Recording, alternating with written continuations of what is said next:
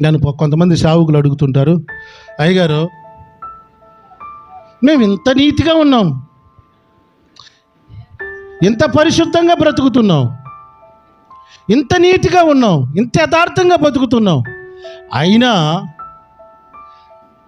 మేము ఎదగడం లేదు, మేము ముందుకెళ్ళడం లేదు, మేము ఏ విషయాల్లో కూడా వెళ్ళలేకపోతున్నామయ్యా అని చాలామంది నాతో చెప్పి వాపోతుంటారు, బాధపడుతుంటారు. అరే దొంగలు, దోచుకునేటోళ్ళు, మోసాలు చేసేటోళ్ళు, 2-3 భార్యలను పెట్టుకునేటోడు, అక్రమ సంబంధాలు పెట్టుకునేటోడు, దొంగ వ్యాపారాలు చేసేటోడు, వీళ్ళు బాగానే బాగుపడుతున్నారు అయ్యగారు, వీళ్ళని కూడా దేవుడు ఆడుకుంటున్నాడు, మమ్మల్ని ఆడుకోవట్లేదయ్యా అని అడుగుతుంటే కొన్ని రోజులు నేను కొంచెం కన్ఫ్యూజ్ అయ్యాను, వాస్తవానికి కొంచెం బాధపడ్డాను. ఈ విషయాన్ని అందరూ వినాలి జాగ్రత్తగా. ఇప్పుడు నేను ఓపెన్గా చెప్పే విషయం ఏంటో తెలుసా? మన అపోస్తలిక వాయిస్ ద్వారా దేవుడు న్యాయవంతుడు. చెప్పండి. ఆయన మోసగాన్ని వాడుకుంటే ఆయన అన్యాయస్తుడు. 2-3 భార్యలు ఉన్న అక్రమ సంబంధాలు కలిగి ఉన్న వాడుకుంటే ఆయన అన్యాయస్తుడు. అర్థమవుతుందా మీకు? దొంగ వ్యాపారం చేసేటోని, మాయాపారం చేసేటోని దేవుడు వాడుకుంటే దేవుడు న్యాయస్తుడు కదా, అన్యాయస్తుడు ఆయన. మరి వాళ్ళని ఎవడు ఆడుకుంటున్నారు సార్? అట్టంటే ఒప్పుకుంటారు ఎవరన్నా? అలా వాళ్ళడు ఆడుకుంటుంది. ఖచ్చితంగా నేను చెప్పగలను, I can say that is proudly, సాతాను వాళ్ళను ఆడుకుంటుంది. దేవుడు ఆడుకునేవాడు పరిశుద్ధుడైతేనే వాడుకుంటాడు. చెప్పాలి గట్టిగా. దేవుని చేతిలో ఇంకా ఉన్నాడు అని అంటే వారు చిన్నవారా కొద్దివారా కాదు, ఆయన వారిలో చూసేది క్వాలిటీ ఆఫ్ లైఫ్. నీకు ఈరోజు లేకపోవచ్చు కానీ మనల్ని వాడుకునేది దేవుడు. వాళ్ళను వాడుకుంటుంది దేవుడు అని అంటే నా దృష్టిలో దేవుడు అన్యాయస్తుడు. దేవుడు అన్యాయస్తుడా? దేవుడు న్యాయవంతుడు. అన్యాయస్తులకు దేవుని రాజ్యంలో ప్రవేశమే లేదని చెప్పిన దేవుడు అన్యాయస్తులను ఎలా వాడుకుంటాడు సార్? వాళ్ళను వాడుకుంటుంది ఎవరో తెలుసా? ఇది కూడా మర్మమే. సాతాను ఎంత తెలివైనవాడో తెలుసా? లోకములోనికేమో వాని అనుసరణలు పంపించాడు, దయ్యాలని, దేవదూతలు పడిపోయిన దేవదూతలుగా చలమణిగా అన్నాడు. ఇప్పుడు వాడేం చేశాడు తెలుసా? మీకు చెప్పాను కదా, బైబిల్లో త్రిత్వం ఉన్నట్టే వాడు కూడా ఒక త్రిత్వం పెట్టుకున్నాడని. హలో, సాతానుగాడు ఇప్పుడు 2 విధాలుగా పనిచేస్తున్నాడు బలంగా. ఒకటి, లోకములో క్రీస్తు విరోధి ఆత్మ పనిచేస్తుంది. ఈ మతోన్మాదులు ఉన్నారే, బైబిల్ని పట్టుకొని పొద్దున లేచిన దగ్గర నుంచి బైబిల్ మీద ఏడుస్తుంటారు, యేసుప్రభు మీద ఏడుస్తుంటారు, బైబిల్ వచనాల మీద, సేవకుల మీద పడి ఏడుస్తుంటారు. వారంతా క్రీస్తు విరోధులు. మీకు విరోధంగా ఉన్నవారు మీ గురించి మంచి మాటలు చెప్తారా? ఏం చెప్తారు? ఇది కూడా తెలియదు కొంతమంది పిచ్చోళ్ళకి. విరోధులు ఎప్పుడు మంచి మాటలు చెప్పరా పిచ్చోడా? మతోన్మాదులందరూ క్రీస్తు విరోధులు. వారు క్రీస్తును విరోధంగానే మాట్లాడతారు. బైబిల్ ఎప్పుడు ఆయన డీగ్రేడ్ చేసే మాట్లాడతారు. ఎందుకంటే వాడు విరోధి, క్రీస్తు విరోధి ఆత్మ. వాడిని పెట్టింది వాడి బాస్. వాడిని పని చేస్తున్నారు వాళ్ళు. వీళ్ళందరికీ బాస్ ఎవరు? అపవాది. ఏముంటుందో దయ్యం, మీతో మాకేమయ్యా అంటుంది యేసు ప్రభుని. అంటే అర్థం ఏంటి? వాళ్ళ బాసు యేసు కాదు, సైతాను. సిన్సియర్గా పనిచేస్తున్నారు వాళ్ళు. నీకు దమ్ముంటే, చేతనైతే నీ దేవుని మర్మం చెప్పు. అయ్యగారు ఏసై అంట అదంటగా వాళ్ళ మాటలు విని ఆ మతోన్మాదుల, అరే వాక్యం వినరు. నేను చూస్తున్నాను కదా మన ఛానల్లో కొంతమందిని, వాక్యం చెప్పేది ఎండరు, ఈ సొల్లుగాలు చెప్పే మాటలు అంటుంటారు ఎక్కువ. మతోన్మాదుల ఛానళ్ళకేమో లక్షల కొద్ది ఉంటారండి. వాక్యం చెప్తుంటేనేమో ఎండరు, సబ్స్క్రైబ్ చేసుకోరు, చూడరు. అంటే రెచ్చగొట్టే మాటలు వింటారు అన్నట్టు లోకం. అందుకనే వాళ్ళు బాగా రెచ్చగొట్టే మాటలు నేర్చుకున్నారండి. అందుకనే ఎంత రెచ్చగొట్టే మాటలు మాట్లాడితే అంత ఫాలోయింగ్ ఉంటుంది.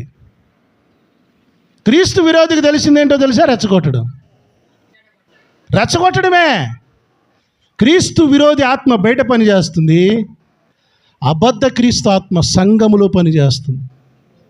అబద్ధ క్రీస్తు ఎలాగుంటాడు తెలుసా? యాజ్ ఇట్ ఈస్గా యేసు ప్రభు ఎలా మాట్లాడతాడో అలాగే మాట్లాడతాడు. ఇప్పుడు చెప్పానుగా, 2-3 భార్యలు ఉన్నోడు ప్రసంగం చేస్తాడు. దొంగ వ్యాపారం, వడ్డీ వ్యాపారం చేసేటోడు వాడు తెల్ల బట్టలు వేసుకుంటాడు, వీడు తెల్ల బట్టలు. ఎట్ట గుర్తుపట్టాలరా? ఏసే చెప్పి ఎలా సార్, ఎలా గుర్తుపట్టాలి సార్? వారి ఫలములను బట్టి వారిని గుర్తుపట్టాలి.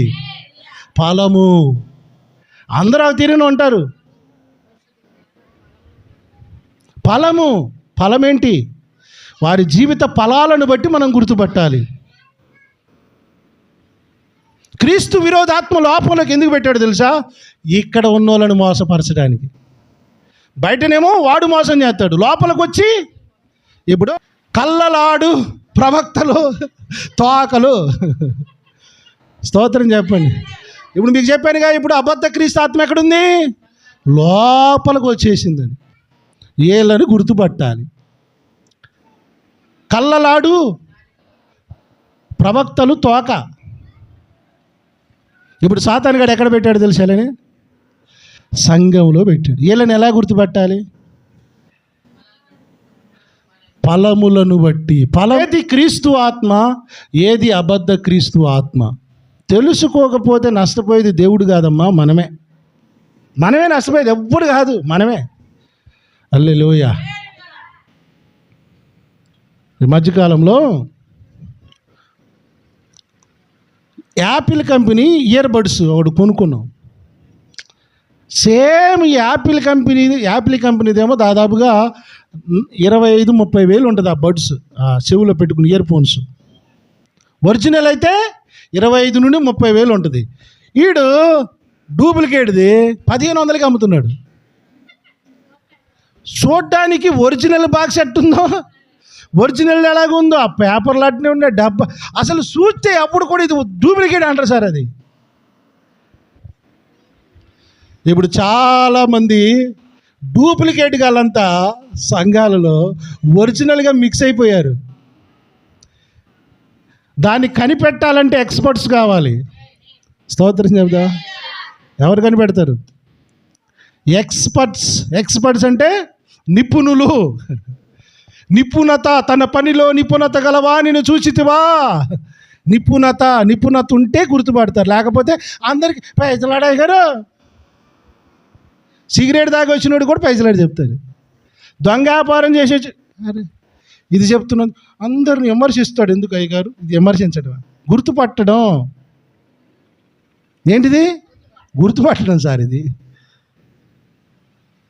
సాతానుగాడు చాలా తెలివిగా మనలోనే సొప్పించి మన మధ్యలోనే గొర్రెల మందలో వాటికి గొర్రెల ముసుకేసి తొడేలను పంపించాడు. గుర్తుపట్టండి అని చెప్పడమే అపోస్తలిక వాయిస్ సందేశము.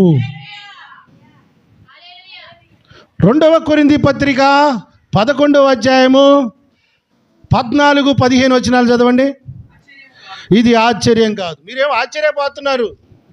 ఓ ఈయన కూడా మన ఊళ్ళోనే ఉన్నాడుగా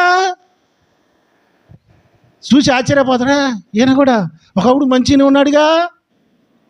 అయ్యో ఏమైంది, ఒకప్పుడు మంచిగానే ఉందిగా అనుకుంటారట. చూడండి, సాతాను తానే వెలుగుదూత వేషం ధరించుకొని ఉన్నాడు. వాడు చీకటి దూత ఫస్ట్. ఇప్పుడు దాన్ని కవర్ చేయడానికి ఏం వేశాడు? తెల్ల బట్టలు వేసాడు. హల్లెలూయా. మీటర్ అట, కొంతమంది బట్టలు వేస్తారు, మీటర్ అట 2000 అట. ఆదివారం నుండి శనివారం దాకా సిగరెట్ తాగుతారు, వ్యభిచారం చేస్తారు, వడ్డీ వ్యాపారాలు చేస్తారు. ఆదివారం అయితే 3000 రూపాయల మీటర్ సొక్కాలు వేసుకొని తెల్ల బట్టలు వేసుకొని ప్రసంగాలు చేస్తారు. ఇది ఆశ్చర్యం కాదు, తానే ధరించుకొని చున్నాడు. చదవండి అన్నమాట. గనుక వాని పరిచారకులు నీతి పరిచారకుల వేషం ధరించుకున్నాడు. గొప్ప సంగతి ఏం కాదు. హల్లెలూయా. పెద్ద విషయం ఏం కాదు. వారి క్రియల చొప్పున వారికి అంతము కలుగును. అంతమైతుంది కన్ఫామ్. శిక్ష అయితే కన్ఫామ్. వెలుగుదూత వేషం వేశాడు. ఒకటి, వాని పరిచారకులు కూడా వెలుగుదూత పరిచారకులు వేసుకొని వేషం వేసుకొని తిరుగుతున్నారట. ఏందో అని బాధ ఏంది. ఈ మధ్యకాలంలో ఎన్ని తప్పుడు బోధలు తెలుసా? యెహోవా సాక్షులు ఎవరింటికి పోతారు తెలుసా? వాళ్ళు విశ్వాసుల ఇంటికే పోతారు. కొత్త ఇంటికి ఎందుకు పోరాను? చెప్పు తీసుకొని పట్టాలి వాళ్ళని. దయ్యం దేని మాట అంటది? పాత చెప్పిగే అంటది. స్తోత్రం చెప్పండి. యెహోవా సాక్షులు. ఇప్పుడు ఇంకొకటి బ్రెనహాం గుంపు. బ్రెనహాం వాళ్ళు కూడా రేపో మాపో కొరియా తల్లి అట. కొరియా తల్లి గుంపు ఒకటి వచ్చారు. ఇదేం దరిద్రమో పాడే కానీ ఇన్ని ప్రసంగాలన్నీ ఒక్కడికి అర్థమేసి అవుతుంది. వాళ్ళు వచ్చి ఒక ప్రసంగం చేస్తే అయ్యగారు కొరియా తల్లి దేవుడికి భార్య ఉందంట అయ్యగారు. మార్మోన్స్ అనే ఒక గుంపు ఉంది. మళ్ళా దీంట్లోనే మార్మోన్స్ అనే ఒక గుంపు. ఎన్ని తప్పుడు ఎదుర్కొని సంఘం ఈరోజు భూమి మీద నిలబడుతుంది తెలుసా? అందరూ అంటారు, సార్ మీరు అందరూ యేసుప్రభు ఒకటే కదా, ఇన్ని గుంపులు ఎందుకు అంటారు. దీనిలో కూడా దేవుడు దాచిపెట్టుకున్న గుంపు ఒకటి ఉంది, అది కొద్దిగా ఉంటుంది. స్తోత్రం చెప్పండి. దేవుడు ఏర్పరచుకున్న సంఘం పెద్దది కాదు, చాలా కొద్ది సంఘం. ఆ సంఘము దేవుని మాటలు గుర్తుపడతారని ఇంత బాధతో వ్యక్తపరిచేది. అబద్ధ క్రీస్తు ఆత్మ సంఘములో ఎందుకు పనిచేస్తుందంటే నమ్మినోని కూడా ఆయన దగ్గరికి పోనీయదు, అడ్డుకట్టలేద్దాం. ఎన్ని తప్పుడు సిద్ధాంతాలంటే అండి, నేను